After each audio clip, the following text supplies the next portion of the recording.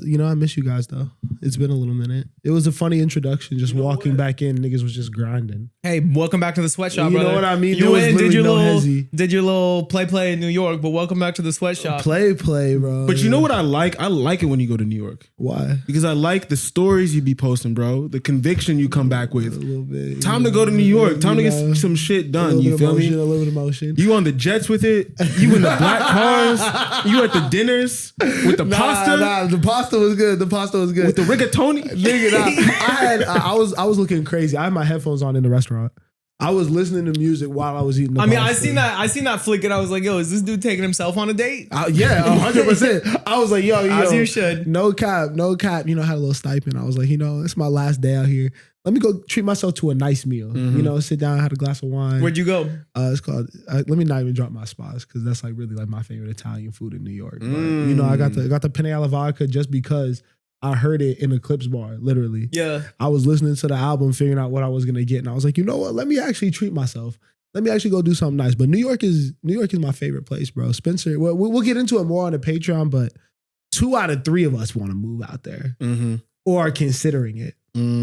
Or are considering it. Damn. Not like, you gonna leave Stereo Vision and behind? that's what I'm saying. Niggas would never do that. But it's like, we would consider it. We'll talk about it on the Patreon. We would consider it, but I don't know. To live and die in LA, baby. That's the place to be. You're really committed to one place the rest of your life. Like you're going to do LA for good. This is you. We're going to talk about it later. I love the place that I call home. Fine. I fuck with LA. It's nice to be back. It's nice to be back on mics. What up, y'all? Welcome back to the Industry Plans Podcast. What is good? It's episode 145. You know what I'm saying? Happy to be back with y'all, man. I'm Miles to my left. We got Osei to my right. We got Spencer. Yup. Back in full effect. These niggas been superstars without me, and I'm so proud of my brothers. I seen y'all working. Trying. Shout out everyone who came for the videos, all the reactions. It feels like music is finally back. Yeah. This was the first time I was energized this year, I feel like, for a full week in the drops. Whenever you leave, I feel like Osei puts a little extra sauce on his performance. I feel like this dude really wants to go viral without you, bro. No, I think that he steps up. He does. I think that he steps up because I think Osei is like Mr. Nonchalant, cool, fly guy, He be in the cut, he gives his commentary, but I feel you. But when he got to step up and really do the most, when he got to do the Celsius can on the head, you'll do that for the people. For sure. And that's amazing. And that's why we're going crazy. Yeah, if you want to see Osei smack a Celsius can on his head, please watch our reactions. We got reactions to the new Bieber, the new Clipse, and the new Jackboys 2, all down in the description. I have to ask though, before we get into all the other stuff. What did you guys listen to first? On night? Thursday, Clipse. Yeah. Clipse was number 1. Clipse. I guess because Bieber was out. No. They were both out. Yeah, okay. But Jackboys wasn't. So it was just between Clipse and Bieber, really. Yeah, and we played Giveon the Clipse and all first. other stuff. Yeah, Clipse was the first listen for me too. Big hearts to Giveon, but that wasn't getting played on stream. Giveon, Larry June, Boldy James, a lot of people just had to wait till Saturday to get play. Facts. I don't know if Giveon is like a streaming type. You don't listen project. to I don't want to listen to most R&B projects. I'm listening to that alone. Yeah. In a dark room. Alone. Sad. Maybe not alone. No, Giveon isn't sad music. That's music you listen to with like a woman. Giveon is not. Either way. You could do either one. I'm just saying for me, I'm like, Giveon to me is like Rod Wave. Like I'm listening to that shit alone. It do have you in your feelings because Giveon be talking about loss a lot. For sure. You know what I mean? And I think that for me especially, like I'm moving around the city listening to music that has nothing to do with the life that I'm living really. I'm listening to drug music or heartbreak music. Bieber a little bit. Bieber, I kind of felt, you know what I mean? He had that track Devotion, talking about the love of his life. I texted my girl. I was like, you heard this one? Fuck with you. All right, let's get into the reviews. Where should we start? Okay, let's talk about Clipse because this is why you don't make powerful enemies unless you're of that caliber. Is that how you want to start the Clipse review? Because I think that they deserved everything that came to them. And I think that that's a testament to how amazing they are as well, So I think if you aren't catching what he's saying, right? Clipse, 16 years hiatus, had this date set out July 11th for a long, long time. They've been doing the most on the rollout, right? Hitting every single platform and on every podcast, on every mic and every interview, talking about their ops, talking about fuck Travis, fuck Def Jam. Well, and it's the fact that like, this is historically probably, we were talking about outside, like not the best, because, I'm going to put respect on Outkast, shout out your guys. this is, if not them, probably the best rap group ever, though. Without a doubt, the second best rap duo in the history of the game. This is Malice. I don't want to say duo or group because then you got to talk about Wu-Tang and Tribe. Facts. But I even think they got them niggas. You think they got Wu-Tang? Damn near.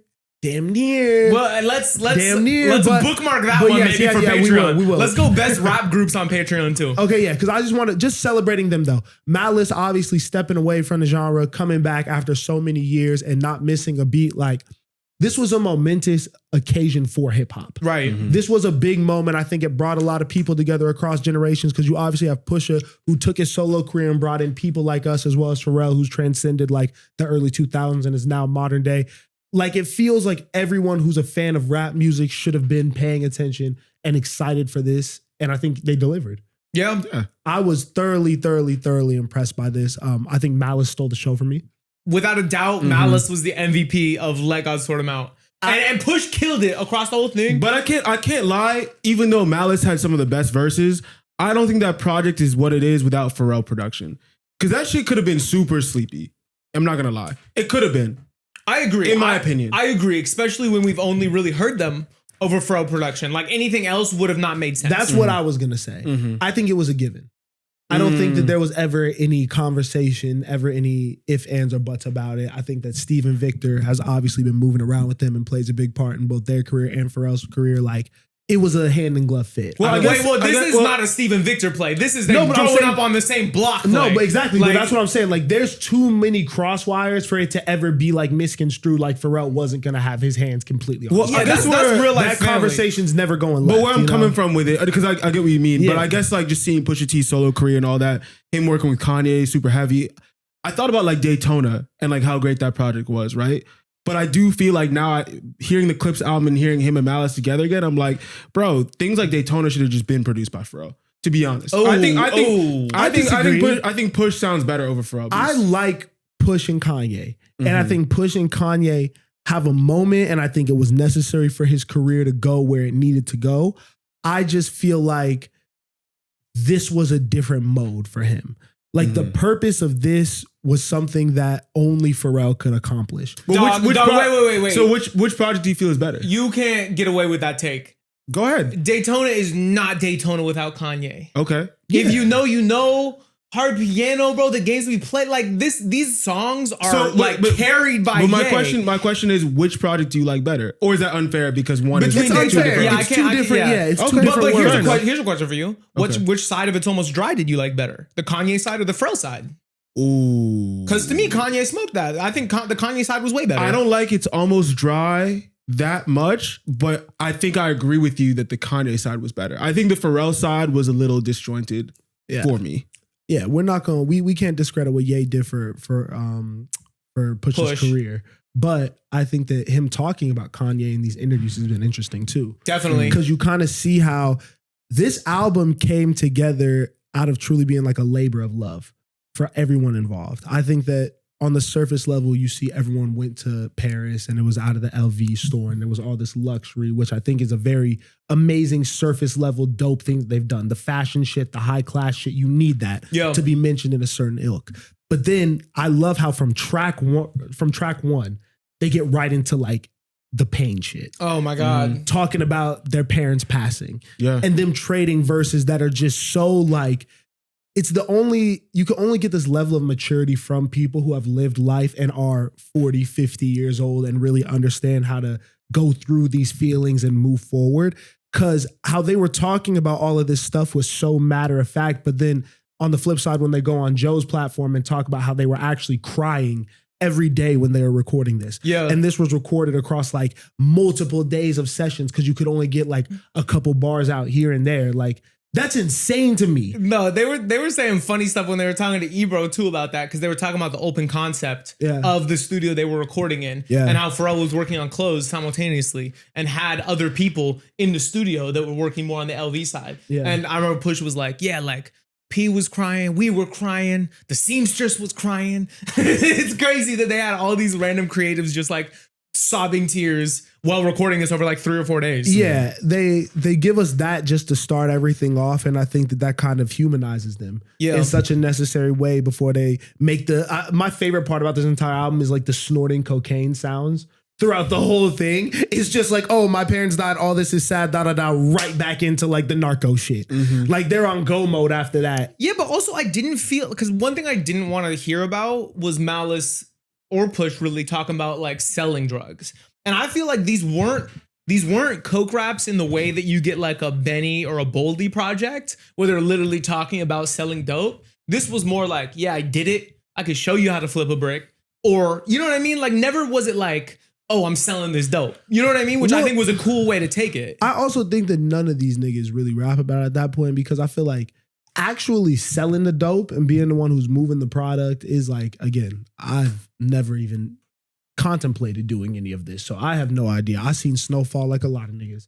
But I feel like the people who are actually moving that shit are like, that's a young nigga type of thing, you know? Yeah. So maybe when they were, even I feel like back then, if you listen to like Hell Have No Fury and Lord Willing, they feel more like they're in their kingpin bag. Yeah. You know, but this feels like almost like retired reflection. You know right. Yeah. Like what looking Malice back. say? He said I'm the only one that truly got out the game free. That shit was incredible. Yeah. That was on POV, right? Yeah. Yeah. The features.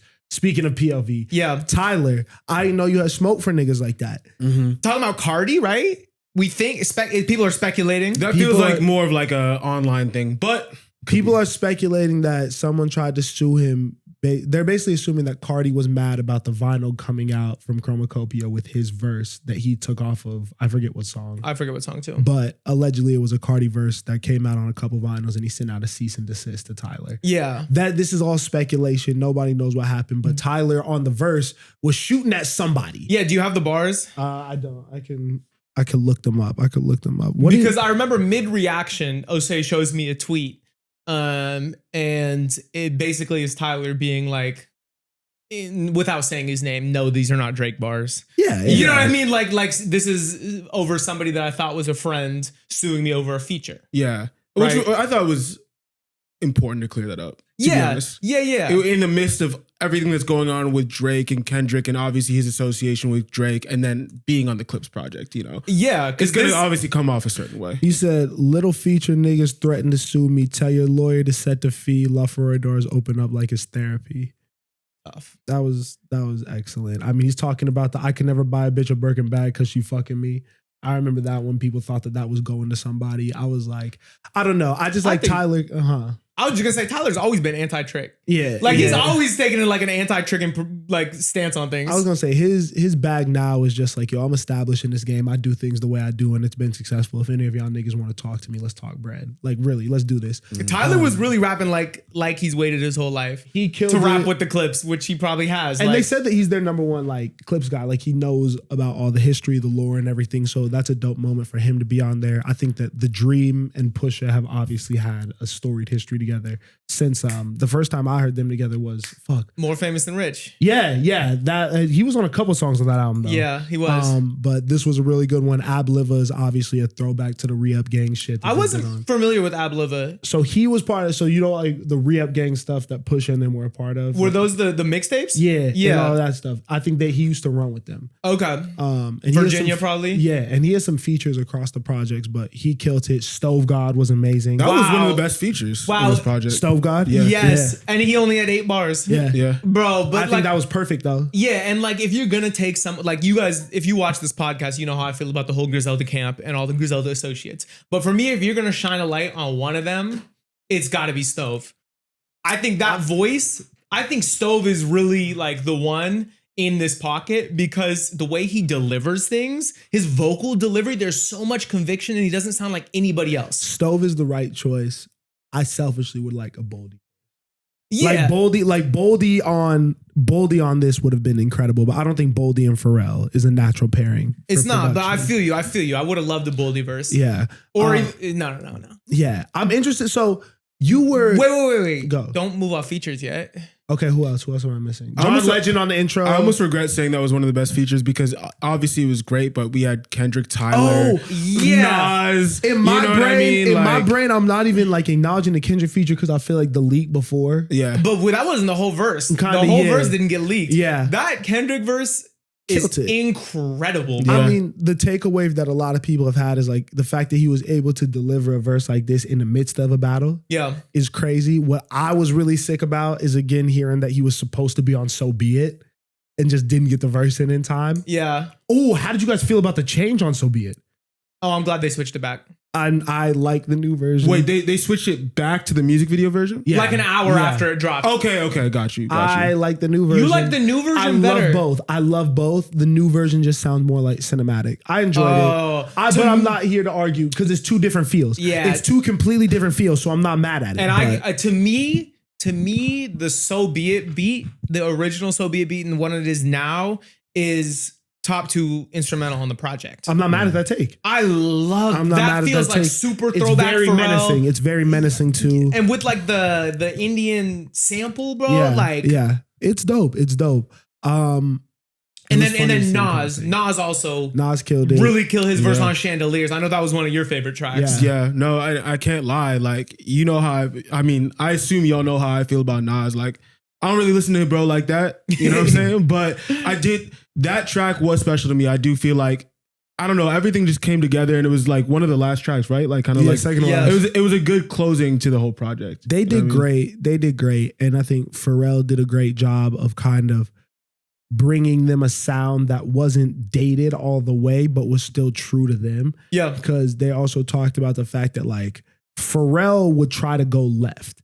And Pharrell has his ideas and Pharrell has these things that he's trying to do with his production. And Malice especially was kind of just like, we're not doing that. Yeah. This is not what we're trying to do. This is not the vibe. Like, we want to make Clipse music. Yeah. We know what we are. We know what we want to say. We know the vibe that we're looking for. This is it. And so I think that was interesting because we talked about it. You know, I do think that there's some people who have had pushback on Pharrell on this project and have been like, yes, this was good. No one's going to come out here and say it's bad, but it wasn't out of this world, something I've never heard. And I don't think that's what it was trying to be. Yeah. Yeah. I think we've had conversations off Yeah. mic about this. But I do want my like recorded opinion to be that this is fire. Yes. It does sound like Pharrell. Yeah. And you can take that however you want. He's been one of the most, if not the most prominent producer in hip hop for 20 years. So if somebody comes and says, oh, this feels like I've heard this before, well, it's probably because at one point he produced 70% of the songs on the radio. I was going to say, like it also sounds like Pusha T Clipse Pharrell. Right, It sounds like the bag that he gets into when he's with them. Oh, and I like am confident to say that to me, this is the best project Pharrell has produced in the last 10 years. The only thing that the only one that like I'm thinking of in the modern era of Pharrell is the Snoop Dogg project. Cause I thought he cooked that. That was fire. That was 2015. What I else think. has he done? Nah, that's fair. That's fair to say. Yeah. Are you mad if you're Clipse though? Because we obviously know there was some other things going on. Yeah. We know that if they drop this weekend and nothing else comes out, as I think we all were kind of anticipating, they go number one probably. This is a huge moment for rap music, for real hip hop, Black people, because I think that also like with the Rock Nation deal being a distribution deal, I don't know their paperwork, but I assume that they're probably getting a healthy amount of the profits off this, you know, especially being able to negotiate these deals at the level they're at now. Like, Yeah. They probably would have seen a very, and I think they still are, seeing a very healthy payday off the success of this project. But then you get all these other new projects kind of stepping on your moment. And Joe kind of asked them about this, not knowing everything that would happen, but how do they feel about the rumblings? And they both were kind of just like, let them try. Fuck it, you know? I like that mentality. Yeah. It sucks that it happened. And like, as a fan of them, I hate to see that, but I love that they seem to be taking it in stride. Well, it needs to be the mentality. Because realistically, huge fan of the Clipse, huge fan of Pusha T, but Pusha T is always doing the most. He's always doing the most, and on this rollout, he was definitely doing the most. So if you're gonna talk that much shit, like you kind of have to be prepared. Like you're talking shit against Def Jam, like one of the most storied, historic like labels in hip hop. You're talking shit against Travis Scott, the merch D2C king. Like you do have to expect some smoke if you do that. And I love Malice on the side whenever Push gets into his bag talking crazy shit, because you realize that that's a 50-year-old man and he just be kind of like slunched over in his chair, like just like, yeah, like this is my little brother, like going stupid right now. Like let him cook, you know, let the young nigga go crazy. I don't think I've ever been mad at anything that Pusha T has said though. To me, the delivery is aggressive, of course. Yeah. But like, that's a man that stands on principles. So I'm not mad at him. I'm not mad at this rollout. I think this is like, I think we've talked about this. This is the best rap album rollout of the year. I think you have Arguably. One of the best I've ever seen. If you're gonna talk like this, you have to come with shit, and they did. Exactly. But it, like you said, it's hip hop. Yeah. Talk shit, get hit. Nobody can meet you on the battlefield of like, oh, we're better lyricists. Yeah. So they're gonna meet you on the battlefield of, oh, we're gonna sell more than you. And that's fine to me. I'm like, you have to accept that consequence because you came out and spoke against But that's people. and that's almost regardless of your crazier. principles. Regardless of your principles. Because bro, you know I'm a principled dude. Yeah. So I be feeling Pusha T. I'm like, he really is angry about this shit. I be angry about shit. But you can't, but then you can't be like, oh, we feel bad for them. You talk shit. I think you always should stand on a certain code when you're like Pusha T. Mhm. You know, when you rap a certain lifestyle, when you rap certain things, when you live a certain lifestyle, whatever, this is what you're claiming.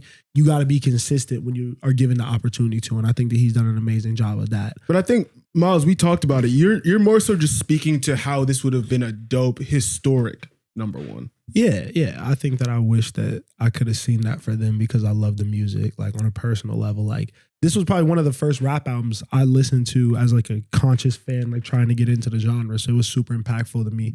To see them be so relevant all these years later is really, really dope. And to have that like be cemented in an actual way would have been cool to see. But, you know, shit doesn't happen. And I think that, again, giving them props that Def Jam was like, fuck it, we got to get Bieber to go up against these niggas. You know what I'm saying? Yeah. Before we get to Bieber, can I ask you a couple quick questions about the Clipse album? Yeah.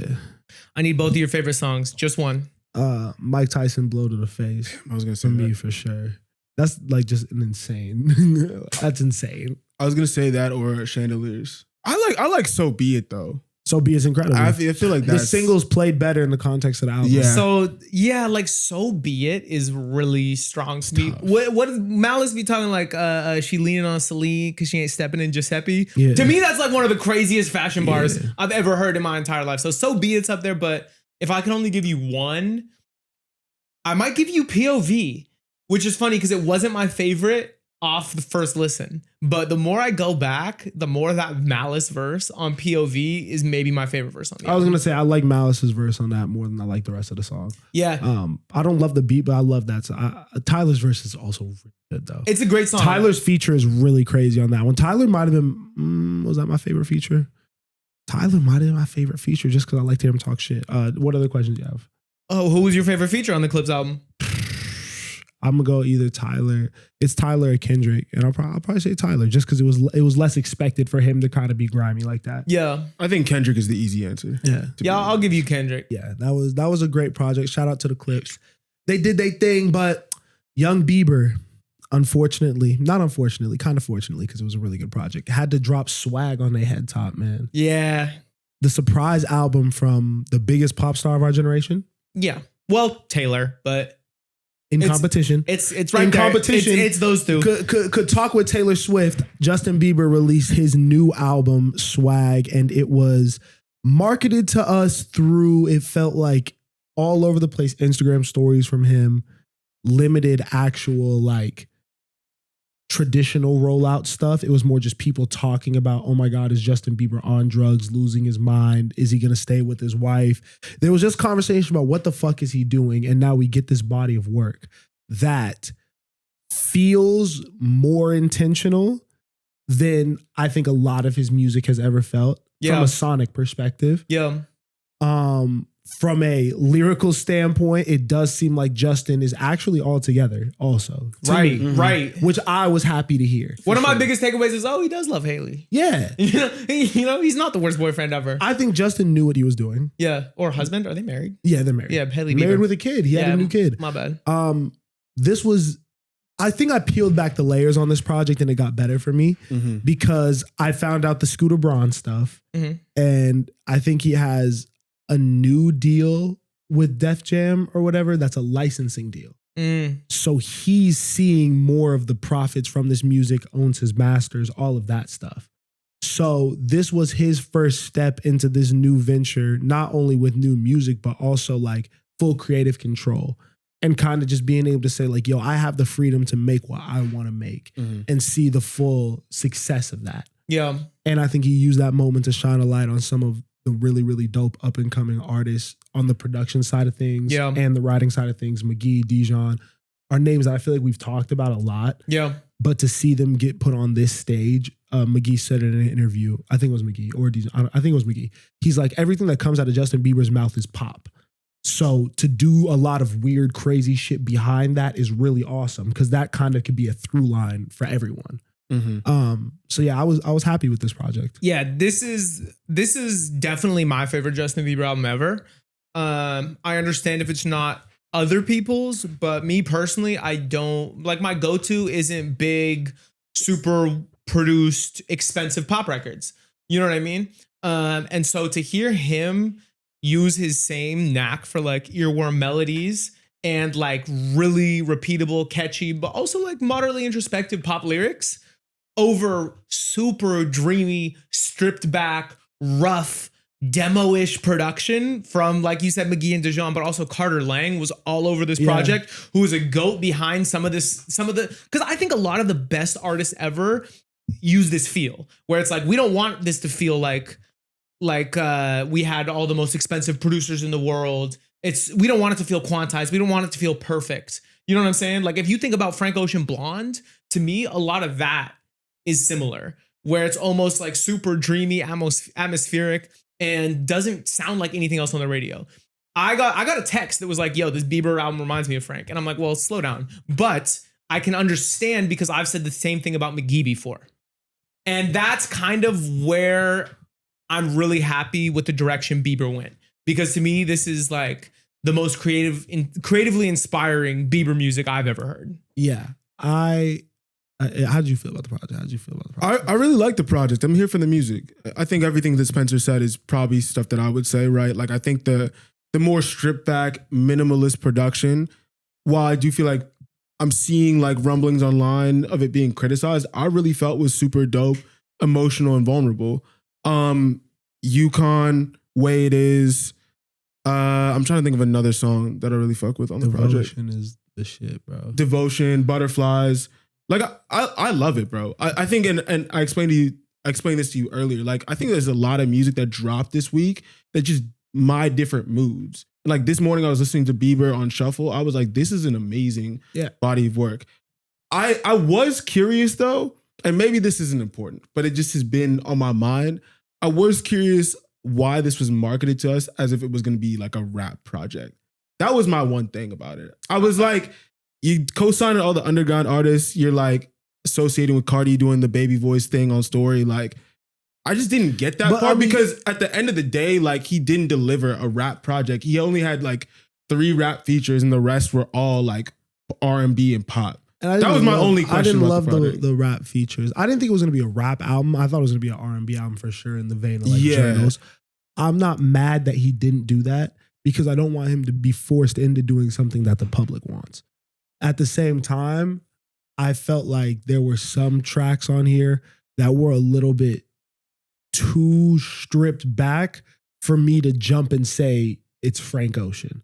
Because on Blonde, you still have moments like A Night, which is like big and right, you know? Like Frank has those moments where it's like, I want you to feel this song. Yeah. And I didn't feel like there was any songs that were moments. This was more something I want to put on when I'm like gonna sit down and think. But there's nothing that like really like blows me away like a crazy moment. It's just amazing music to listen to. Yeah, I think it's just a vibe. Like the whole thing is it's vibe. 100% a vibe. And it's something that I think there are so many incredible moments on songs that I haven't even like grabbed yet that the more I listen to it, I think I'm going to appreciate more. I think it is a grower. To be completely honest, I'm not mad at that because it's definitely grown on me. Yeah, and I know we've talked about McGee a lot already, as we should, because I think he played a huge role in this album, not only production but also inspiring. This sounds and feels a lot like 2 Star and the Dream Police. Yes, which is an album where the first time I listened to it, I grabbed 2 songs, and by the 100th listen, I love every record on that album. Yeah, I think my consistent thing with McGee has been, he's not going to be the person who's going to blow up, but he's going to inspire the next person that goes crazy, you know, the next generational artist. Like, I think someone's going to take from what he's doing and like kind of do what Bieber did, you know, like maneuver in their own way to where it's going to be more mainstream and palatable to people, but still have the essence of what he's doing. Cause I think that that's super, super dope. But I don't think that's a crazy take. Yeah. But I do think fans of the genre will always hold him as like the one that like led this. Exactly. You know what I mean? The one literally, without him, it's not gonna go where it's gonna go. He's someone who it feels like is actively pushing music forward. Yeah. Doing things that other people aren't do. Cause I've heard like even just like his technique is different than other people, you know, or something. I've like, never heard no one with guitar he tone just- like that. Yeah, like just like literally the way that he plays this music is just unlike other people have thought to approach before, which is super dope and necessary. And Bieber had Drewski on here. And I think those moments took away from it. You didn't like the Drewski stuff? I didn't like the Drewski stuff. I didn't like the Sexy Red placement. It felt like those were times when like you almost lost the seriousness of what you were trying to do. And I don't think the album was ever meant to be overly serious, but I don't like need Drewski to say that your soul is black on your album. I could do without that skit. And so, but I think that draws back into what I was saying. Like, I feel like Bieber is from a time when I think the Bieber is black thing has been like a joke for a minute. And I feel like he came up in a time when like he wouldn't necessarily take those jokes as serious, but I don't know, bro. Like, if you're not gonna go for like a rap or hip hop album, like why force it? Like, why put Sexy Red on there? I don't think Cash Cobain really had a great moment on his song either. Yeah. I think the Lil B song was the only song where I saw like a quote unquote rapper or hip hop artist like thrive on a different type of production and do something a little different. Agreed. I feel like these moments that he was trying to put in that felt like he was trying to like do something like quote unquote cultural definitely took away from the project rather than added to it. It was my complaint. It was also my complaint because while I did find the Drewski stuff funny, to be honest, like looking back on it, it definitely is like, okay, you're marketing through Bossman, D-Lo, and all this underground culture. Like you mentioned before, you're naming the album Swag. The features that come out on all the blogs are Sexy Red, Gunna, and Cash Cobain. You know what I'm saying? And then you give us like an alternative pop album with like rap features on alternative pop songs. You know what I mean? And Drewski doing the interlude about Black and Mods. Like it does feel a little exploitive. Is that how you say that word? Yeah. Yeah. It feels a little exploitive, and it's my biggest critique of the album because sonically I love the music. Yeah. Yeah. My bad. I wanted to add that Gunna added too. That Gunna verse was great. I really like the Gunna song. Yeah, that was great. Yeah. The Gunna song grew He did on it me. right. I was gonna hate on it. Before this morning. I'm not gonna lie. But Okay, yeah, shout out Bieber. What's your favorite song on the Bieber album? Yukon or Devotion. Way It Is or Yukon? I'll give you Daisies or Devotion. Devotion's really fucking Devotion good. is so good. Devotion will make you want to shed a tear or something if you're in love. But Yukon is just like Yukon is the one where the demo thing works. Yeah, Yukon seems like it's gonna be the one. Just seems like from it. what I see online. Yeah. I thought it was gonna be Daisies because day one streams said Daisies, and like to me that feels like more of a Yukon is definitely gonna be the one. You know what I mean? That shit is just there's a rawness about that you can't really like. You know, I just feel like people like the way that sounds. It feels like an iPhone voice recording that you hear and it's like, wait, is this fire? I love the demo nature of this whole record. I love the rough, like I like it when I want to mix. No, there should be a mix because also, you know what I don't like is that I don't think we had one bridge or one chord change throughout the entire album. Every song was built on one progression that evolved throughout the whole thing. We didn't get a bridge. I'm so glad you said it. But yeah. I think he also, I mean, obviously, I don't think I'm saying anything that is new. I think it's all purposeful just because I'm thinking about when he threw random voice memos in there too. I feel like that's more like speaking to. I think it was an artistic choice that all this was that. It was a that very stripped artistic back. choice. I think And so I think too. it's very, we talked about this on stream. I think it's very anti. Like, not anti like Rihanna, but like anti everything that's going on in pop music right now. Everything is big, overly produced. And I feel like this is like speaking to the opposite of that. And then Saturday came and we got Jackboys 2. Jackboys! Travis Scott, we heard rumblings about him maybe dropping Jackboys 2 on the same day as Pusha. We knew that they had the beef was made official once Push obviously gave him the verse and talked about everything and like we knew that Travis had to say something because like if he didn't, I guess it would look kind of crazy. We had the whole debate. I was like, yo, that nigga should just apologize. Y'all were like, y'all say he should have dropped on the day. He didn't all the way drop on the day. He dropped on Saturday, took away some of this nigga's momentum from the weekend, was number one for a minute on Apple Music. I saw overtook the Clipse spot for there. But how are we feeling about Jackboys 2 only a day after release? Musically? Yes. I really like it. I really like Jackboys 2. I think there's a lot of really fire songs on it. And my biggest takeaway is I think this is the best that Travis has rapped in years. Travis's rapping performance and actual vocal delivery to me it's the most impressive Travis Scott music I've heard since Astroworld, for sure. I really enjoyed it. The features were awesome.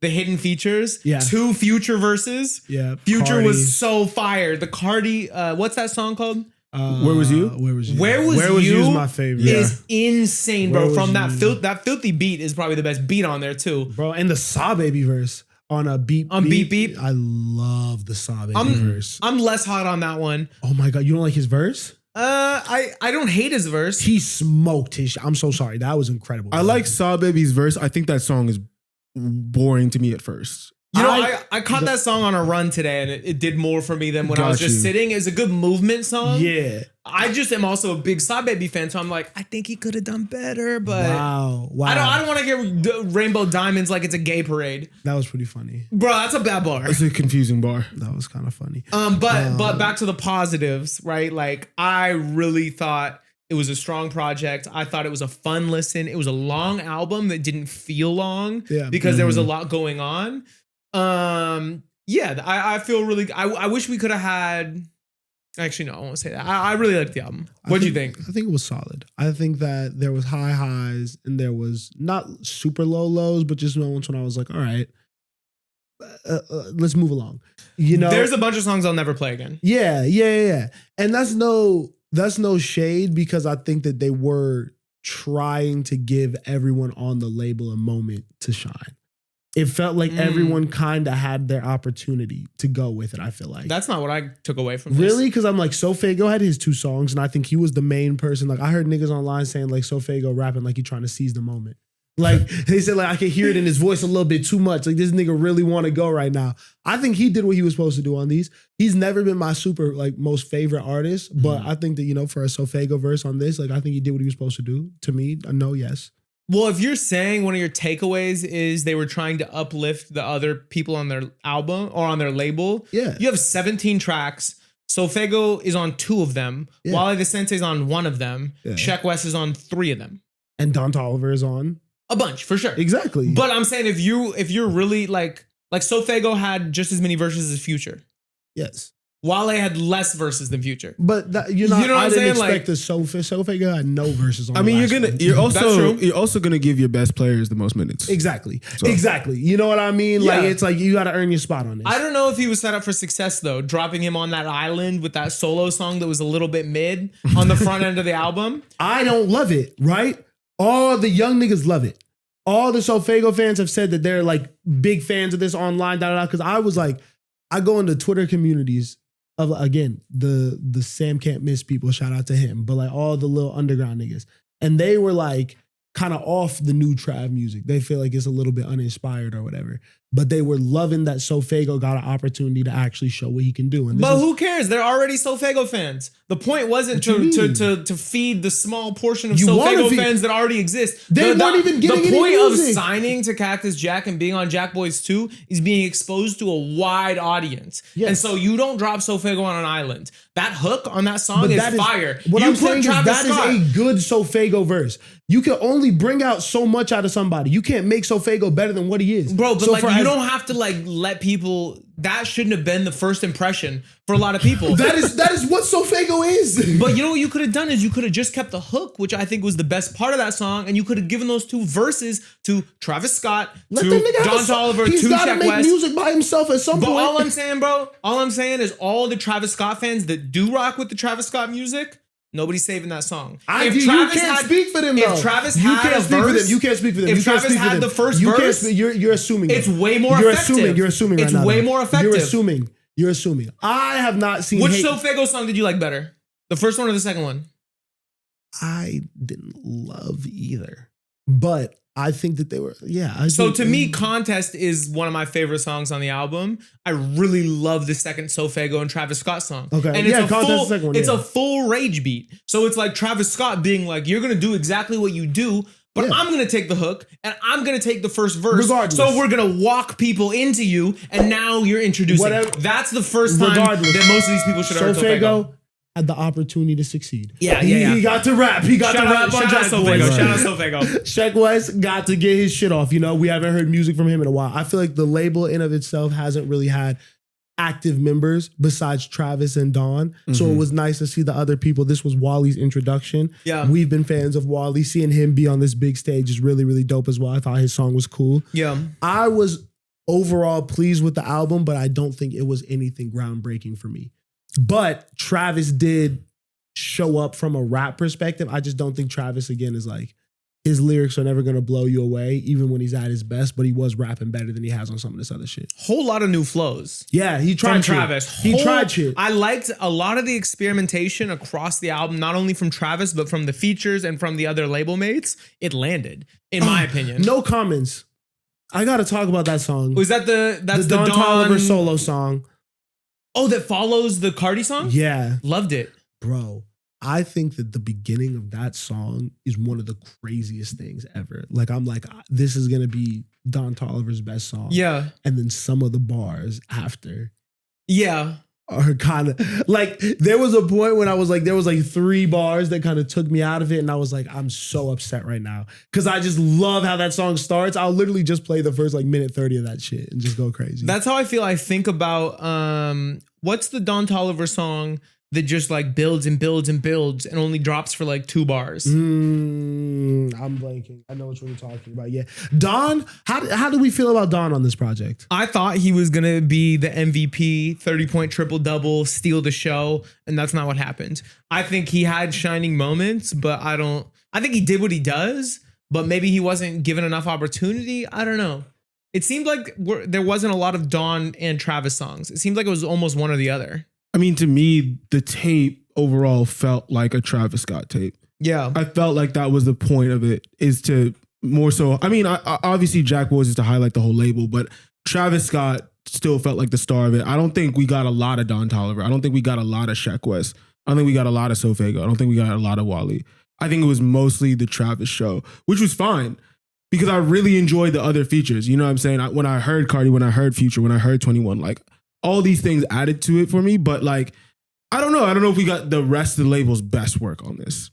To me, I think we got some of Travis's best rapping in a while because we talked about this. Yeah. I think post Astroworld, and I guess I really just mean Utopia, we're not necessarily, or even pre that, we're not necessarily getting Travis Scott's best rapping ability. I think Days Before Rodeo, I think Birds, I think Rodeo, I think all those projects showcase Travis Scott's actual rapping ability. And after that, it just became kind of a vibe. Like he's just a vibes guy. Right. So I'm glad that we're returning back to that mode for him. Because that's what made this project special for me. I don't know if it's better than Jackboys 1, but it is also way longer and we got to digest way more. So I don't know. I really enjoyed it personally. Do you think it accomplished what it needed to? Yes. Yeah. He's going to get a hit record. He's got a couple opportunities. He's going to get one. That's the one thing that I think is missing. I don't think there's an Out West on this project. Ooh, so now I got to think about what is the hit. You know, I really like Dumbo, but I don't know if that's a hit record. I really like what's it called? Let me look at the track list real quick. What's the Future song? I really like Cardi Dumbo. Oh, where was you? That sounds like a rap hit. That sounds like #1 on Rap Caviar tomorrow. I don't know if it's Billboard Top 10, but it seems like a rap hit. But see, it's a rap hit. Even but the ones that feel a hit. Even the ones that feel or not orchestrated, but like he's bringing in heavy hitters to have a hit, like Shine with Glorilla. Like I don't even feel like that was like a hit. Well, because it was a bad song. I don't think people like that. I don't really like that instrumental, but yeah, I don't hate the Glorilla verse. I see a lot of people talking about it because obviously she's talking about like swallow so many kids. There's an Amber Alert and oogly boogly. Oogly boogly. Yo, what song was it? That shit was funny. That was the Glorilla song. Oh, that was. I'm gonna go out on a limb here and say I really liked when Travis Scott went oogly boogly boogly doogly doogly woogly. I loved it. I loved every moment. I really enjoyed it. What are overall thoughts about Jackboys 2? Because I feel like we've talked a lot, but like, how do you feel about it? Good album. Couple good songs. I like Travis Scott a lot, so I like this type of music. I like Don Toliver a lot, so I like his verses on this. Cool project. Nothing monumental. Yeah, this ain't album of the year. I think there's slaps though. Bunch of slaps. You know? And I think we're missing slaps right now. We had I cool think- features. I think we've got a lot, like a decent amount of album of the year contenders, like really dope pieces of art. But I don't know if we've had the heavy hitters give us slaps. Yeah. And I think that's what we got. So I think this is actually perfect and exactly what we needed. Yeah, good album, great Travis Scott rapping. Jackboys 2 to me was always going to be mixtape vibes like Jackboys 1 was. It's mixtape vibes. I really enjoyed it. I really enjoyed Mixtape it. vibes is the perfect way to put it. Something that wasn't mixtape vibes, quickly on this new music while we get through everything else. My favorite album that dropped is probably this Giveon project. Favorite album that dropped this week Yeah. was Giveon I'm a problem over with Giveon. Clipse. I've listened to everything because I was obviously traveling on planes, moving around, whatever. Like I've listened to all of these albums probably like 3-4 times in full, every single one at least. I love the Giveon. Talk to me about Giveon. We're at the end. We'll talk about best drop of the week. But talk to me about why you like the Giveon. It's short, doesn't overstay its welcome. All super high quality music. Obviously, I really, really love the singles, but the way that everything flows together Yeah. in this, it feels very mature. It feels like R&B that isn't derivative of anything else either. Obviously, he's trying to do a bit of a throwback sound, it feels like on this, but it's not like it just feels nostalgic. It feels comfortable, but it doesn't feel like he's biting anything like that. Again, he's kind of in a lane of his own with this more mature aesthetic he's going for and just the way he's talking about these relationships. It doesn't seem like he's bitter in any way. He has a very mature perspective on all of this. Like, oh, I appreciate the time we spent on you. Or maybe like, I wish I didn't waste time on you, like he's talking about on 20s. But like, he doesn't seem like bitter about anything, which I like. So I love this project top to bottom. Mud, great intro. My favorite song is the closer though, Good, Bad, Ugly. Oh, I love that. I'll be listening to that forever. Yeah, I think the intro and the outro are my two favorite tracks. Yeah. I loved Mud. This was a really great album that is in competition with the heavy hitters that we spoke of before. Yeah. And I, like you said, I really respect Giveon's mature perspective on everything. Tight. I think that's something he's had since the start of his career, where like I think he came out at the same time as Brent, and we had a lot of Brent Giveon conversations. And I think one thing I've always really respected about Giveon is where a lot of R&B is toxic. Yeah. He is the opposite of that. He is mature perspective, timeless music. It's shit that's going to age well and you're going to be able to play forever. That's why I think I like it. I think this is definitely an album that we're going to be able to grow with a lot. Yeah, I mean, Giveon's always been fire. I feel like there was that weird period where like Brent's output was just so crazy and Giveon may have been overlooked. But the reality of the situation is, I think you said this to me yesterday, Miles. It's like he had to take time, no pun intended, but had to take time to like put out another body of work. Because with a lot of artists, right, it's like you might be writing your first project for forever. And then you need to go forever to make your first yeah, project. exactly. And then it's like, but then what do you write about afterwards? And I feel like it was worth the wait. Yeah. When you get songs like Bleeding, Incredible. I Can Tell, Diamonds for Your Mud, Pain. Diamonds for Your Pain. 20s even, Yeah. you know what I'm saying?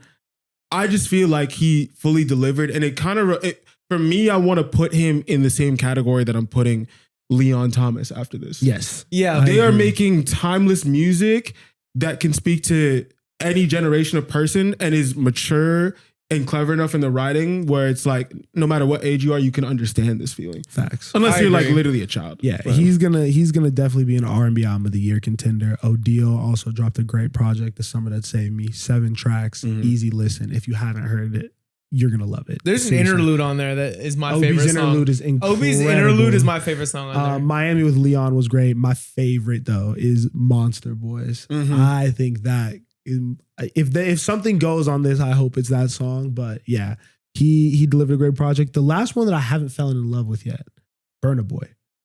Mhm. Quiet release.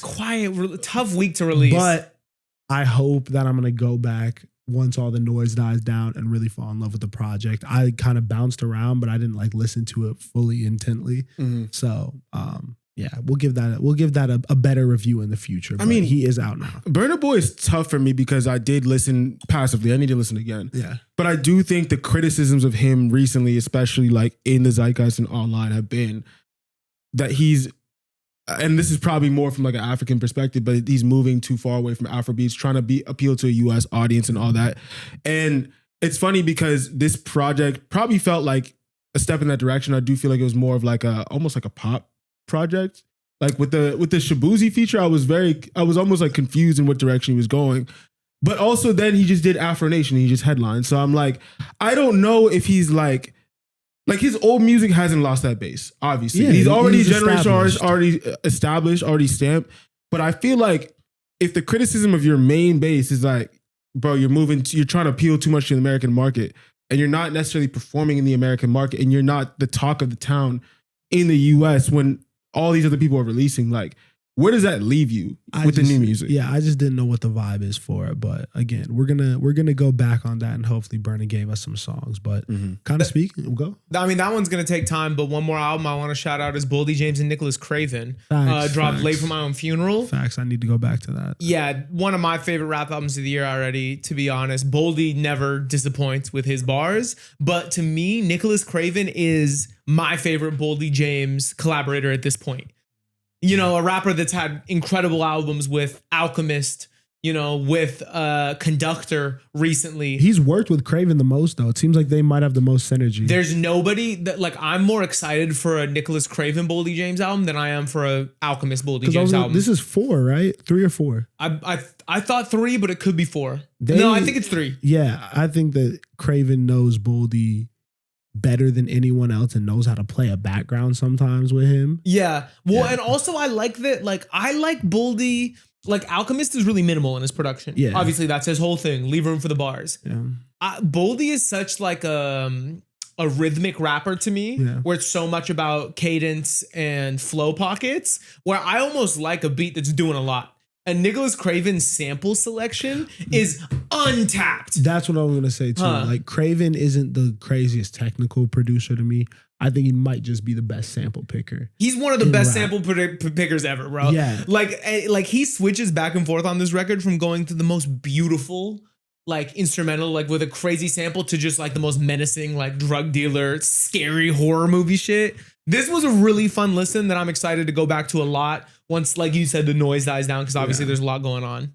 There's a lot of the mainstream shit right now. Can we hit singles real quick before we get to Drake? Yeah, what else? Because there were some fire I singles. don't know what else dropped besides the Cash Cobain. That Feel song, which he's been promoting for a little bit, came out. It's just cool.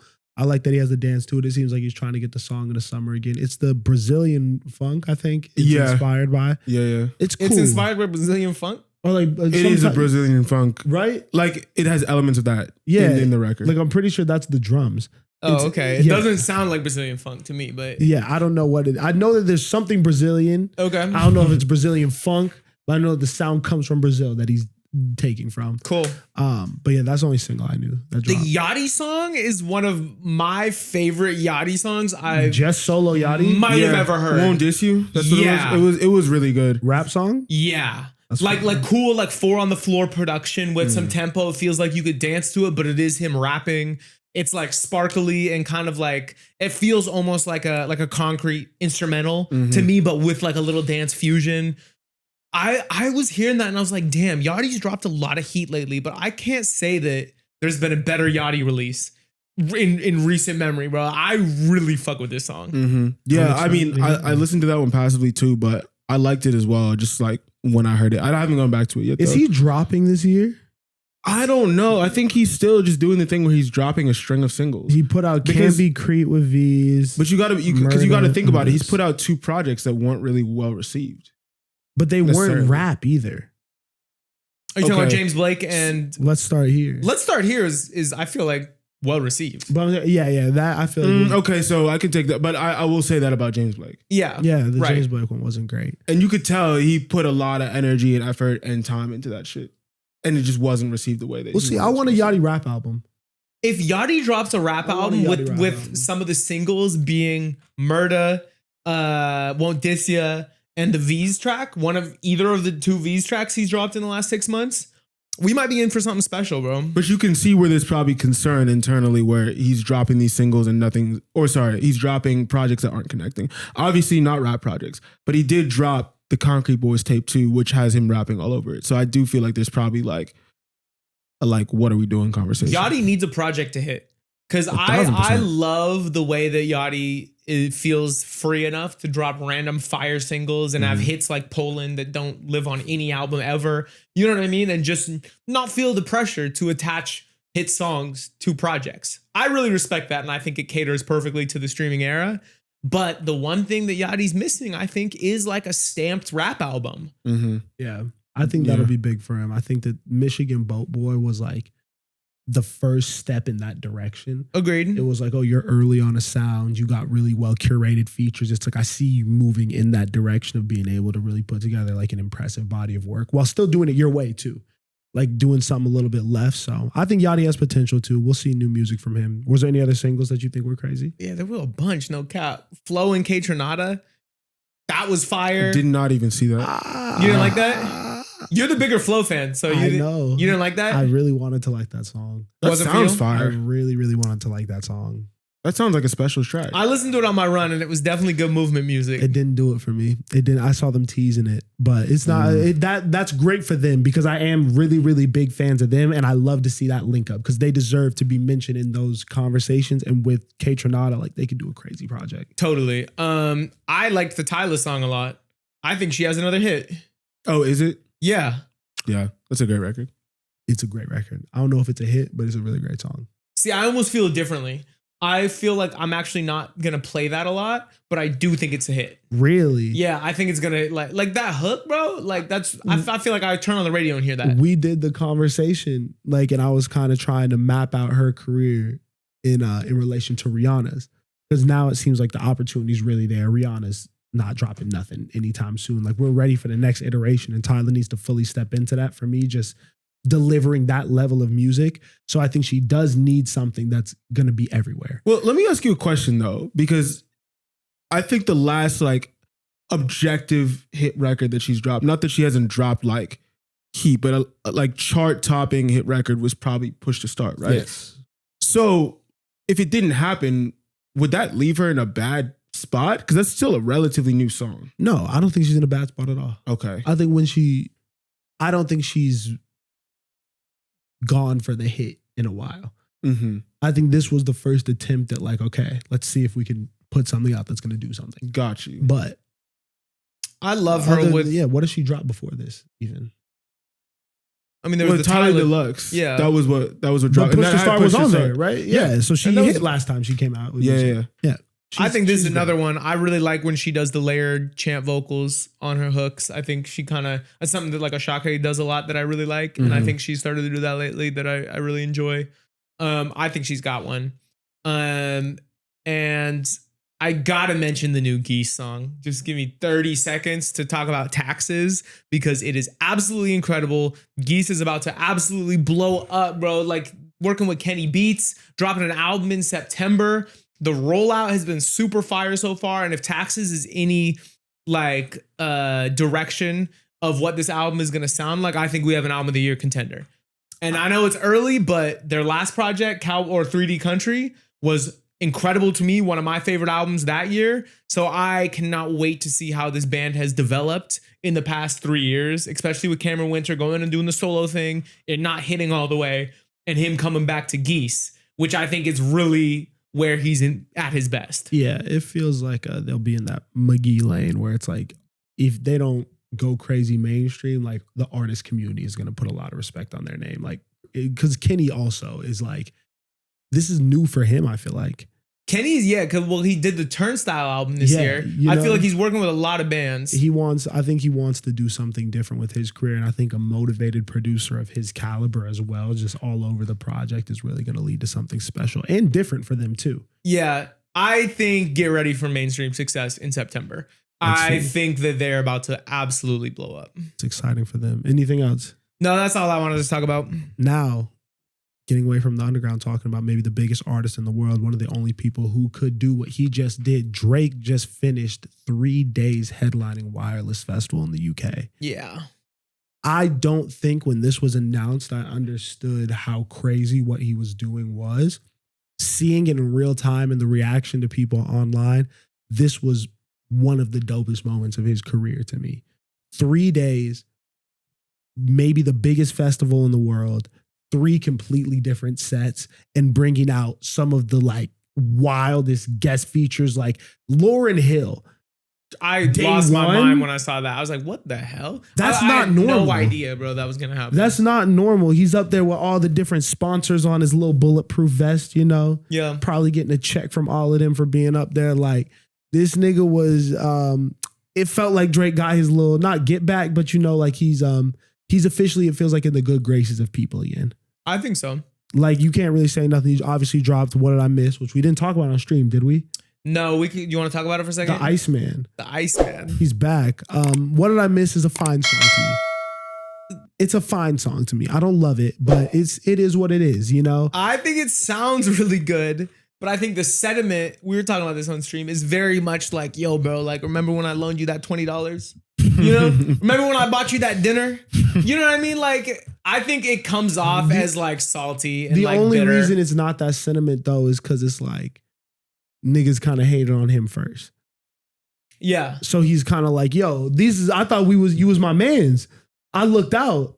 I did all the things, especially with, you know what I mean? Bron's my go, obviously, but like the shit with him is kind of crazy because he brought him and Bronny out in LA.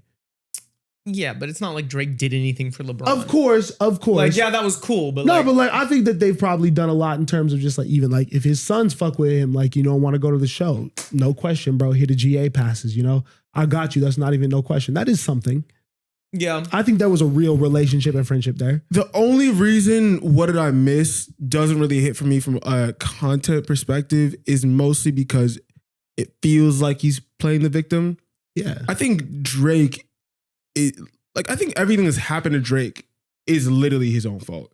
It's literally his own fault, and his own ego has gotten in the way. But you can't make a rap song about that. And I think, okay, you could make a rap song about that. I get the narrative. I get Not the without angle. an Alchemist I get the beat. narrative. I get the angle. But what I'm saying is like you can't go on wax and be like, yo, I thought you were my mans when you've been sneak dissing your mans like all throughout your career. You know what I'm saying? There's a lot of people that have felt a way about Drake for that reason. but he ain't sneak. It's people who he wasn't sneak dissing.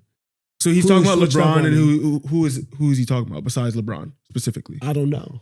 I just feel like it wasn't people who he thought was ops to begin with. I think he's more hurt by the people who he thought were going to be coming to his support during whatever he was going through and didn't. It felt, or like a DeMar DeRozan would be another example, where it's like we stay in the same place. Yeah. Like I was the number one fan of all the shit you was doing. You know, I was big up on y'all when Bron was beating y'all ass every year in the playoffs. You know what I mean? I was still there front row. Then Kendrick name drops you in one song and now you in the video looking crazy. So it's just the athletes that he looks up to. Damn basically. near. Well, I What mean, you're saying. You see he had to cover up his LeBron tattoo with the shade tattoo. That's That funny. was one of the crazier things I've That seen. was interesting. You can't be Osei- getting multiple niggas tattooed. oh, he's got a lot of them though. Yeah. Osei, I really agree with you because I don't like when anyone plays the victim. Even if maybe you are in some of these situations like you're talking about where LeBron switched up and did you dirty. You might be the victim there. I don't want to hear you play the victim. I would have much rather heard a track where he leans into the villain. You know what I'm saying? Where he's like, oh, maybe I shouldn't have fucked the wife, but did it. Was that Family Sorry, Matters? but Was I that did Family it. Matters? It was. Yeah, kinda. But like he could like if he's gonna continue to talk about this, he could have taken that angle. I almost think about like what would Pluto do? He fucked that bitch, so I did it. Like that could have been the angle for this song, and I think that feels better. That's was kind of my thing too, more so than how he approached it. It was like, I don't want you to talk about this. Let's move on. Talk about something different. Right. That was all I wanted from the song. That's why there was a certain ceiling on it to me. Like it was fine, you know? He got really good producers on it. He rapped well. He did the beat switches, the melodies. Like he checked boxes to make me be like, this is not a sonically displeasing song. It just didn't move me or anything. So I was like, okay, I'm excited for new Drake music. I'm excited for an intentional rollout, all of that stuff. But I don't know if I'm all the way there yet. Then the wireless stuff happened, and now I'm back all the way where I need to be. I think that he's around the right people. I like the cosign of. We were on this early. We're on wax. If you want to go back to a couple months ago, us talking about the UK underground versus the US underground. Ben saying that they was kind of up and next, and then Drake bring out Fake Meek on stage. Yeah. Obviously, he does Louis V. Sandals, which was a great moment for him. But Drake is back in his bag. Where it's like, oh, I'm gonna cosign the youth. Found the new hot movement that is cool to attach himself to. Now we'll probably see a feature from their community on here. I want it to be Fang. That kid over there is fucking crazy, but But I mean, I I don't want to draw back to hate, but like, and this isn't hate. I think this is valid criticism. I think that like, well, you know what? Honestly, let me say this. I was gonna say that obviously it's a play, obviously it's politics. Drake is basically like not seeing any love in the US. So like going to the UK, doing wireless, which he was gonna do anyway, and then going on Wax and saying UK rap better than US rap. Like that's just like clickbait. That's a headline. That's his way of like dissing the US, but also like doing what Drake usually does, which is like kind of like latching onto what's hot. But I'm not gonna lie, if Drake was like, yo, StereoVision, Industry Plants, the best podcast in the world, I'd be like, yo, thank you, Drake. You're the best artist in the world. You feel me? So I'm not mad at them re-embracing him. I don't like plays. You know what I mean? I don't like seeing like obvious like strategies. I don't think this is like, it's a play. I don't think this is any different than what he's done throughout his career. Agreed. Right, No, agreed. Yeah. No, and I agree with that. I think it's just like so obvious. And I don't like eye roll. You know what I mean? And I don't mind it because one, he's doing it where it seems like these rappers aren't all the way blown up yet. Mm-hmm. Like Fake Mink still has a lot of room to grow. That whole UK underground scene is underground for a reason. So I think big upping them right now is actually going to make a difference for them if they run with the rock and do something with the moment. I'm not mad at it. And we think it's good music. This is music that we've got on Wax and co-signed. So again, I'm not mad at seeing people who we think we're fans of and see potential for actually fulfilling that and getting this moment. Do we think that UK rap is better than US rap? I think that the UK, I keep adding underground. I think the up and coming new school rap going on in the UK is better than the up and coming new school rap going on in the US. It's not what Drake said. I know, yeah, but we're gonna oversimplify it. He said that and he brought Fake Mink on stage. I don't think Drake in his right mind. Well, he brought Fake Mink on stage. Who else did he bring? Skepta, right? And Dave and Central C. Yeah. So if you want to talk about context, I think Drake is like, yo, fuck, because think about who the big US rappers are. Fuck Kendrick, fuck Rocky, fuck Future, fuck all them. Rocky's not big in the US. You're right. We don't have to talk Rocky about Rocky. doesn't even chart on Apple Music. You're right. 200. You're right. Rocky fall off is happening in real time. Yeah. But I think Drake feels very upset by the biggest rappers in the United States. And so he's like, yo, UK rap better than US rap. I think it's a baseless claim because I think if we go pound for pound, as much as I love Dave and Central C and Skepta, it's not a discussion. But if you put the underground caveat, I agree. Yeah. I don't think there's any question about what them guys could do to. No disrespect to them, but yeah, you getting packed up by Future, Kendrick, Cardi. Yeah, and if I'm Drake, I do the same thing. I go international with it. I think this is the best move. And Wireless was announced a while ago, so I'm not saying he just did it, but I'm saying this is one of the better moves that he's also made. not from the US. This nigga has no loyalty. Exactly. He doesn't have to rep us. I think dude got to move out of Houston too. To be honest, if you're gonna continue to diss the US, bro, you gotta go. I still think there's gonna be some country shit. You gotta go back to Canada. Get out of my country. There's gonna be some country shit going on the album, bro. You see how he be at the dive bars? He's doing all this shit. I really think it's gonna be some shit like that. I think he's doing a reverse Bieber. Yeah, low-key. Damn near. Low-key. Who was you guys' favorite person that he brought out?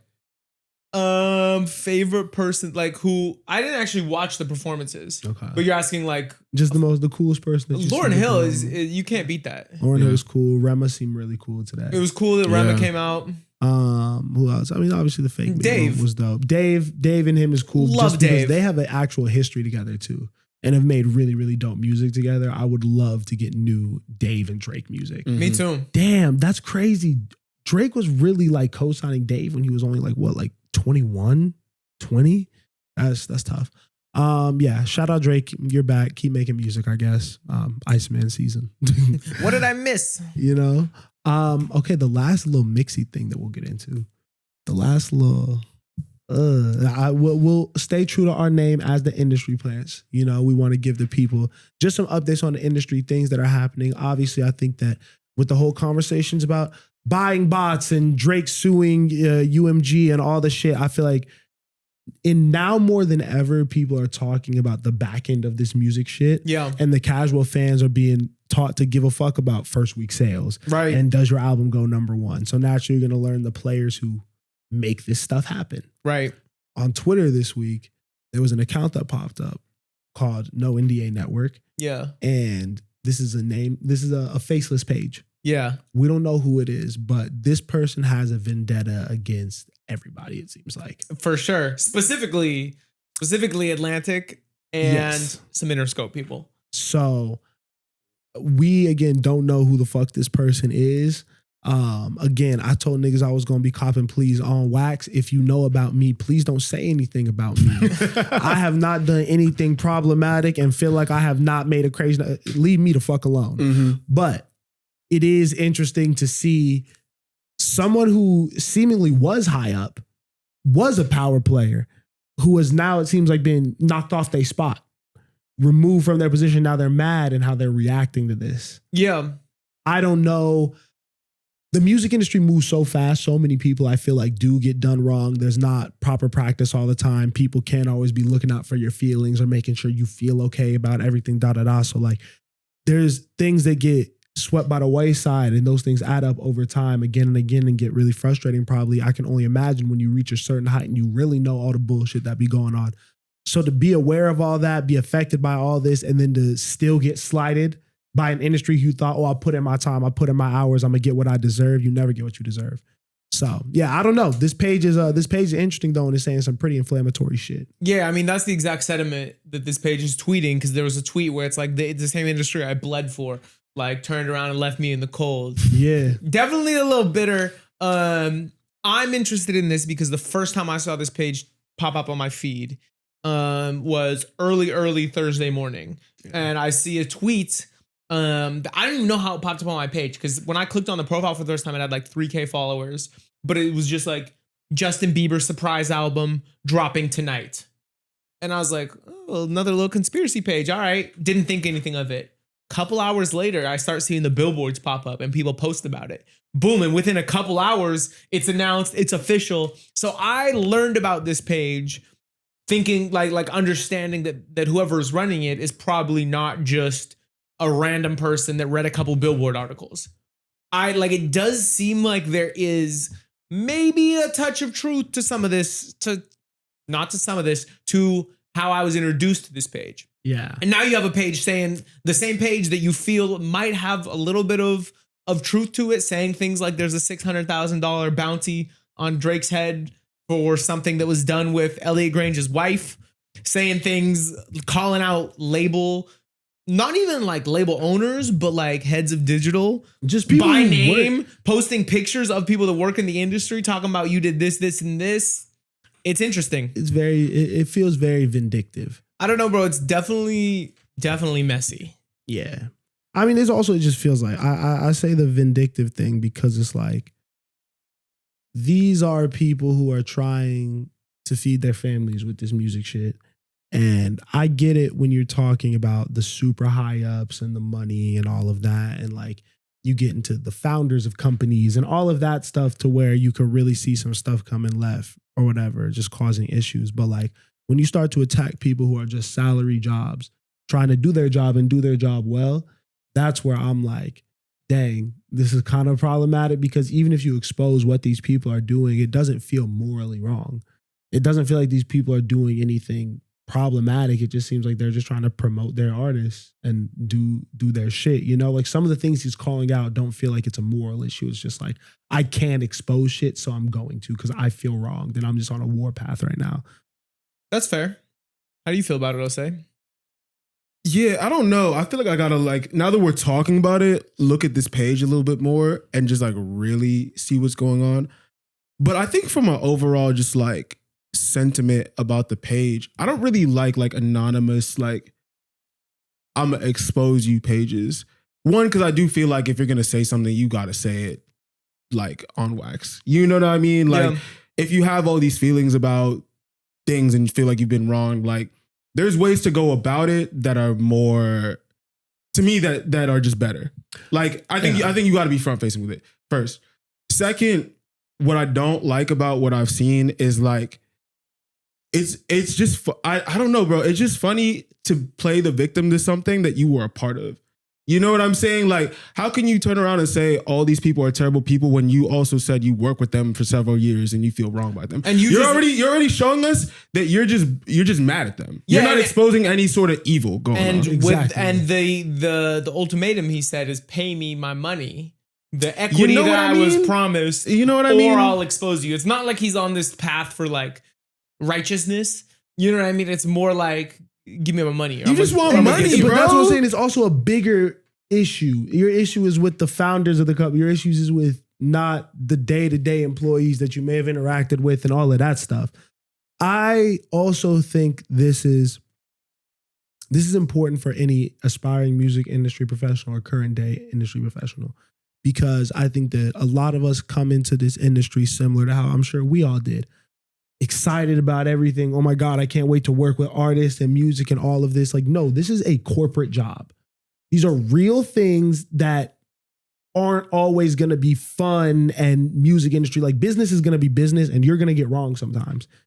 You're going to get the short end of the stick. And not to say that that's right, but just to say, like, when you come into this, you have to be prepared for that to happen, or don't put yourself in those systems where that can't happen, you know? So if you don't want your more niche creative ideas getting shot down constantly, maybe go to a more indie situation, you know?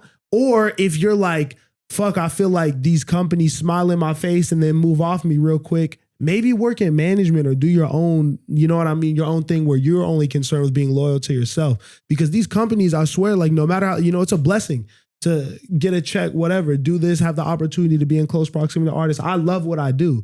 But like, I'm not also stupid in the fact that like this company is going to look out for itself before it looks out for me. Yeah. Just like any other business, you know? And you have to kind of make peace with that before you go in, I feel like. Yeah. And not any other business. I think 99% of businesses are going to choose themselves and their bottom line over you, the employee. 99% of them. I think 99% of corporate What business is not going to do that? I think there's a lot of small operations that value the well-being of their employees just as much as they value their own bottom line. Of course, but what if the well-being of them starts to become in jeopardy because of an employee? Yeah, I'm not going to lie. I take issue with that. The whole idea behind capitalism and corporations is that certain people at the top are going to make money. And like you could act like, oh, we're more ethical, but like the way that things are structured, like somebody's going to benefit off the labor of other people. And that's just how this shit works. I also just don't think that we need to push this narrative that that's a bad thing. I think you need to go. I think we should preach ownership. We should preach, if you don't want to deal with these things, if you take issue with these things, you don't have to. You're not forced to be in this system. There is more opportunity and more money to get out there now than ever. Yeah. If you don't want to be asking someone else for a check, then go get your own. Well, I don't think that's necessarily realistic. And I do take problems with corporations under capitalism that only focus on the bottom line. Why? Why is it not realistic, or why do I take problem with it? Why is it not realistic? Because not everybody's an entrepreneur. We've seen it, bro, and we are very entrepreneurial. So if you don't have these God-given gifts, you have to bow to the master, the CEO of the company. That's what you should do.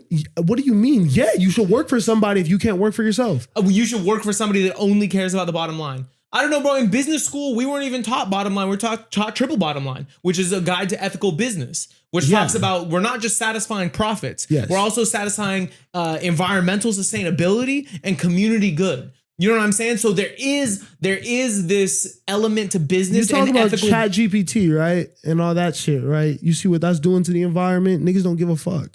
And I think the idea of ethical business under capitalism is a fallacy, to be honest. That's what I'm saying. Because the whole system is, again, made so people at the top can profit, thrive, make the most money. The issue isn't really with the businesses, it's with the government and the system that we're under, like you should always strive for ethical business. You're 100% right. You can there are ways that you can run a business in capitalism ethically, and it's looking out for things other than your own bottom line. I agree. That doesn't have to be the only important thing. That feels more rare. I don't think we with our platform should take the time to present to people an idealistic situation that very few are going to find themselves in. In reality, it's how can you find the best way to navigate this crazy fucked up world and still keep your head on straight? I mean, that can be your perspective, but on this platform, every single day, I'm going to promote ethical business and look down on those that are not doing ethical business, which is 90% of corporations in America. You should. Yeah. You're saying that that's wrong, but you can't. You still have to go out and live in this world. And there's not I don't want people to have a defeatist mindset when it's like, fuck, like I'm not in a position where maybe these more ethical jobs aren't paying me enough. Or maybe these more ethical jobs are just these smaller companies that already kind of had their operation going, you know? I would have loved to work at TDE. I would have loved if it was as easy to get a job at TDE as it was to get a job at Sony Music, you know? But it's not. And that's this quote unquote more ethical business. That's the more these indie companies are more hard to get jobs at. Yeah. And I don't want to discourage people who love working in music and have aspirations to work in the music industry to think that that's the only way to get about doing this shit. I'm not discouraging you. I don't have an ethical problem for somebody that works for a corporation. I'm just never going to get on a mic and say the way that they do business is okay by me. But we know it's not okay. That's fine, yes, but you have to still do business with them. Even Top got to do business with Universal. Yeah. So you're going to have to interact these people. So you have to have a certain, it's like when you go in the ocean, right? You have to have a healthy fear of the ocean so you can be safe. You can still have fun, go do whatever, right? But like you have to know that shit could kill you if you go out too far deep. Yeah. You're going to have to interact with these companies. So walk in the building knowing, hey, you're evil. You don't want my best interest in mind. Now, how can I still make progress and do this business that I have to do for the forward motion of my own independent thing, whatever, myself, without getting fucked up by you? You know? Does that kind of make sense? Yeah, and what I'm talking about, I don't know exactly how actionable it is, but I think I would, support new leadership at Sony Music, at Universal Music, at Warner Records. I would support new leadership at the top. What do you want done differently? Maybe not like all the research done in AI music. What do you mean? Like literally these companies are like researching, developing, and figuring out ways that they can license AI generated music while they're simultaneously signing artists. Yes. Not ethical. But there's other things going on too. That is just something you don't want them to do. But like my whole thing is this. Like, I was very anti major label, anti all this stuff as I'm coming up, because I think a crazy thing about when we became big fans of music and also we're learning about what we want to do in our life and all this around that 2012, 2013, 2014 time, Chance the Rapper was preaching independence in music. Do your own thing. Do your own thing. And he was able to rise up to be one of the biggest. We obviously knew about Hove and how he was able to start his own shit. Like, I always knew that independence was the way and something that I wanted to partake in. But as I get older, I'm like, okay, but these major corporations are teaching a lot of people things and are putting a lot of money in people's pockets. And while I may not necessarily know about or support all the things that are going on at the top level, I feel like there's just this blanket statement that gets placed over everything going on in these buildings like it's negative, when in reality, these people are fostering very successful careers for these young artists. There's people in these buildings that really give a fuck about these people. And to say that like this whole thing and the whole way that they're moving is bad, I feel like it's just an overgeneralization. Yeah, we're saying different things, because not once did I say I'm anti-major label on this mic. I'm talking about the way these major labels are being run at the top and the way that the owner of Universal Music's son is running Atlantic Records by no due to his merit, if we're being completely honest. Yeah. I have problems with things like that, things like family monopolies. You know what I mean? But is nepotism not existing in every industry? Sure it does. That doesn't mean we should just look away. I'm playing devil's advocate. I'm playing devil's advocate too. And that's kind of like you're talking about a defeatist mindset and how we shouldn't have one. That seems like a defeatist mindset. There's monopolies in every industry, so we shouldn't speak out against this one. I think that speaking out is important. What I think is more important is understanding what we want, what's done wrong, and how we get it. So we, as the people who are going to create the next thing, actually know what we want to do. Rather, I think so often we look at things as like this big bad monster, but we don't even know how to approach it. We don't even know why it's the problem. It's just like, when they say like, they don't want to see you succeed. The man doesn't want you to succeed. That's what all of this conversation feels like to me sometimes. I don't know what these people are doing wrong and how I can fix it. I just know that they're bad people. I mean, I think if we look at the Atlantic situation that happened a year ago that we spoke about, yes, I think there was beloved senior leadership that we were all familiar with because artists speak highly of them. Yes. You know what I'm saying? Yes. And a great way to judge, I think, somebody's ethics in business is the way your clients speak about you. Yes. And so we see a situation where they all get outed and we put someone else in at top. You know what I mean? Somebody that we don't have the same track record with. Yeah. We actually have a somewhat opposite understanding of these people due to the way artists speak. Yes. That's more what I'm speaking of. Like, it's not like there's this big bad they. It's more like, yo, that was fucked up. There should be a different CEO. How many times that happened though? Throughout the music industry history, I feel like that's happened a lot. There's been, whenever I speak to people about my job, right? They're like, nobody stays here stays at a place more than a couple years. There's just so much movement around, and that goes for someone who's fresh in the building or the head of A&R or the director of whatever. You know, there's just a lot of movement every couple of years with this stuff. It feels like there's always these mass exoduses. Again, I don't know. So I'm asking, like, is there a golden era that maybe did this better that we could look back to, or do we really need to just forge a completely new path that we're not familiar with? I mean, I don't know the history, and I don't know the ethics of the players. You know what I mean? Well, yeah. I think I do know the history, but I couldn't speak. I wasn't alive, so I couldn't speak to whether... And we weren't in it. Yeah, and we weren't in it. I don't know. I just would like to see... I would like to see these things run a little better at the very, very top, personally. I would hope to see that. I feel like these are probably all foundational issues, though. And, I said that and I don't even have, like, a real follow-up, but, like, I don't know if replacing somebody at the top changes, like, the way that the system was created. You know? To be honest. That's what I'm saying. It's like, yo, you can't fix this shit with one move. And if we're being really real about what's going on, like, there's a lot of, like, stuff happening, like, leadership wise across the industry, right? And there's a lot of technology shifts. But, like, low key, bro, the major labels aren't winning right now. It is the more indie movements. It is the management companies. Yeah. It is the smaller labels. So, like, I understand the sentiment and all that, but two things. One, I feel like this page is speaking to a want for their own personal gain. Yes. So Agreed. I love the conversation, but that's how I feel about this specific page. Agreed. And then two, I feel like while there are a lot of things that are happening that we feel are wrong, you know what I'm saying? I know a lot of the people that had to leave Atlantic. That shit hurt, bro. To be honest, I was in the building when, like, a lot of them were leaving and packing their boxes.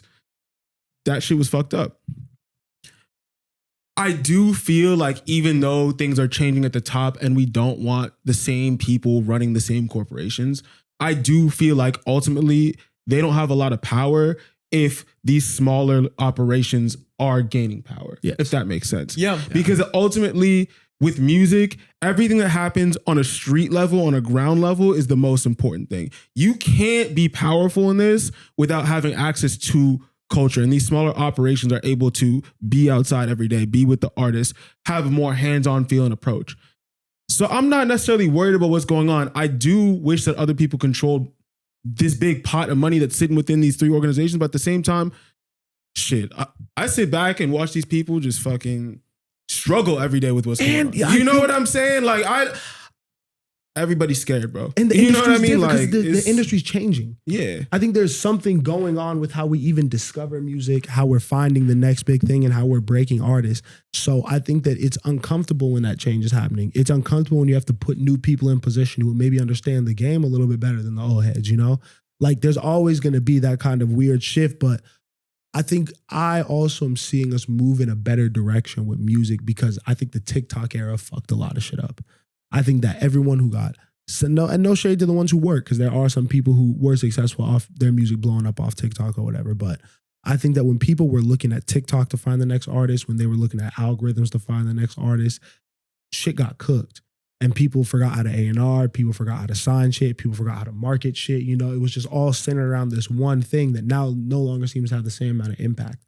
So now I'm hearing conversations about, what do your merch sales look like? What do your shows look like? We don't want to discuss artists who don't have an actual creative vision for themselves, you know? Yeah. It's really more onus on stuff that's going to produce good music and a good career for this person. Not just short-term success, but multiple albums, multiple rollouts. You know what I mean? Like, I think we were at a tough place a couple years ago. And we're just now starting to get out of it and find effective ways to put these new things that we've discovered into action. So I'm excited about it. And I think that we can be at the forefront of it. Be at the forefront of speaking out against change, which is why I think your mentality is important, because I think you do want that, which is all we really have to do. Just want to get better. Yeah. Want to make this situation better for the artist at the end of the day as well. Yeah. And for the whole world. Yeah. Whole lot of money in these corporations. Yeah, facts. You know what I mean? If you're a young person trying to get into this, man, Don't be discouraged by the scary no NDA pages. You know, apply for that internship. I think so. I wouldn't tell nobody not to, right? What, to not apply for an internship? You know what I mean? If you yeah. want to work in this shit, I think you should try to work in this shit. I mean, you have nothing to hide, bro. Like, You know, I mean, fuck it. like this page has no power if these are all lies. Type shit. You know what I'm saying? Type shit. No NDA. If you want to expose yourself and come on this platform, we got a seat right here Yo, for right you. here, We'll bro. have you right here, brother. Yeah, we'll have you. We'll blur your face out even too. We'll do the whole voice change. Oh, we thing. can change the voice, put him in a shiesty. Yeah, man. You We can got get all your shit off. We got mass security in the studio. You feel I me? take that all back. If we got no NDA on this podcast, I think we might get fired within a week. I think we would be called into the highest office. He's like, so what is this? Just flip the laptop around. Hey, it's okay. I think my boss would love it. So you still invited. We had a good run. Appreciate y'all for watching, man. Like, share, comment, subscribe. Tell a friend to tell a friend. Yeah. Make sure to tap with your boys on Patreon as well. And we will catch y'all in the next one. Peace.